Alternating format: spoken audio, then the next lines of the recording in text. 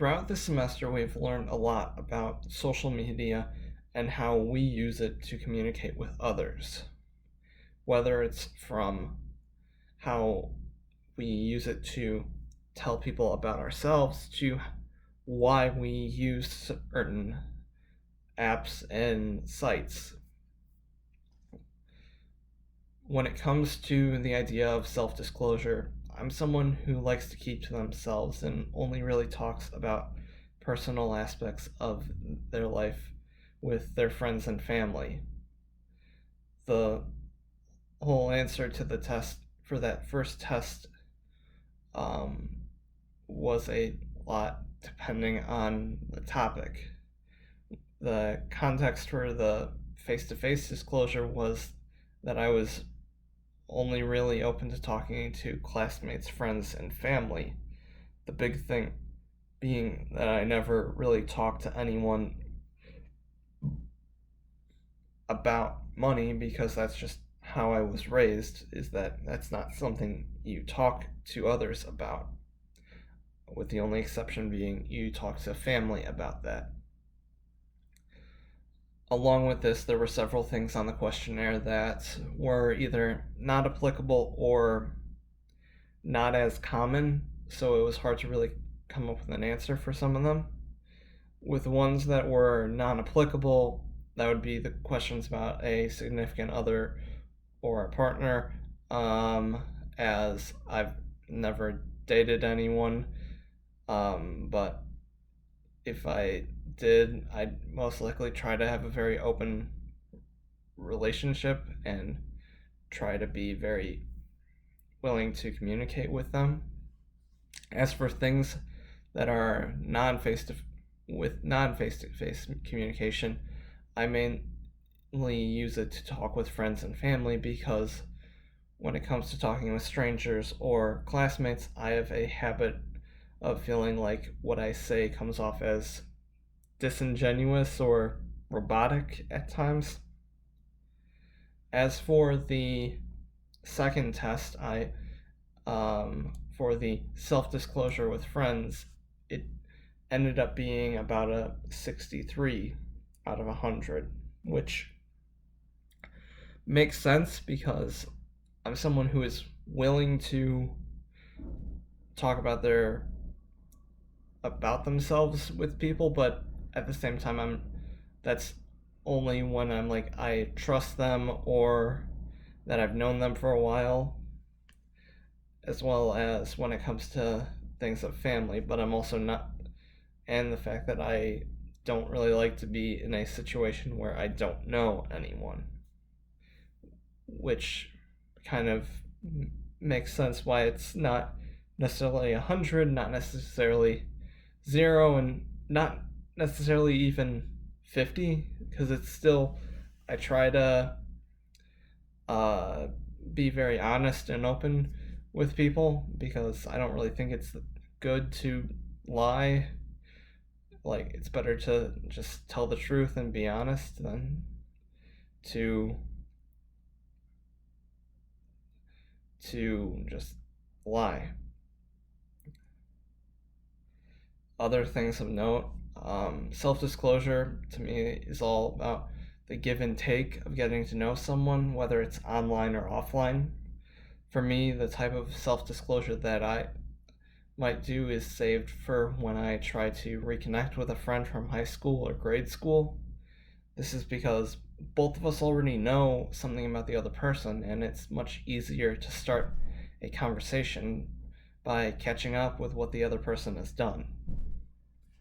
When it comes to uncertainty reduction, I always try to see the best in a person and see if it's best that we are friends or if it's more just we need to kind of keep ourselves distant, because I'll try to look past a red flag or two, but when I start to see more and more, it becomes a bit harder to really be someone's friend, especially in the long run. Meanwhile, social penetration is something that for me I usually wait to see what the other person has to say as some kind of litmus test. This can be whether or not they like a certain show, game, or even when it comes down to like personal beliefs. When I hear what they have to say, I will then figure out what I am going to say from there.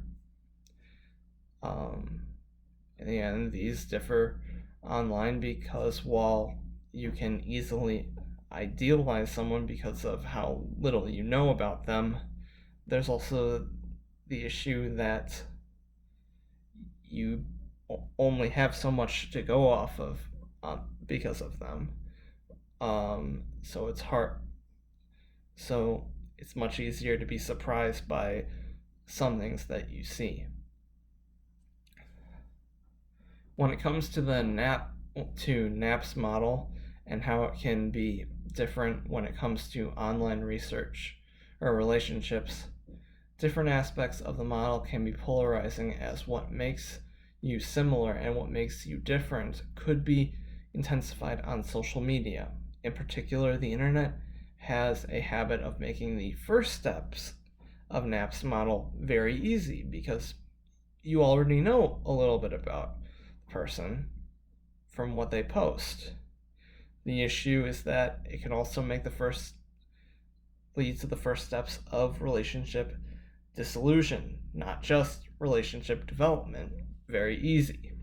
The key factor to realize about the internet is that it also means that at times there is this content collapse in which you can see something someone posts and not know the full extent of why they post what they did, and that can change how you view them.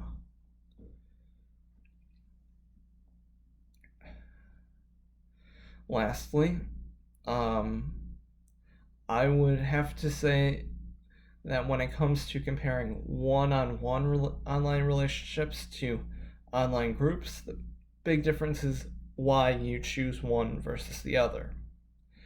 One-on-one to me is more personal of a relationship and more that I'm trying to expand a pre-existing relationship by either reconnecting with someone or talking with someone that I already talk to, but this time more frequently.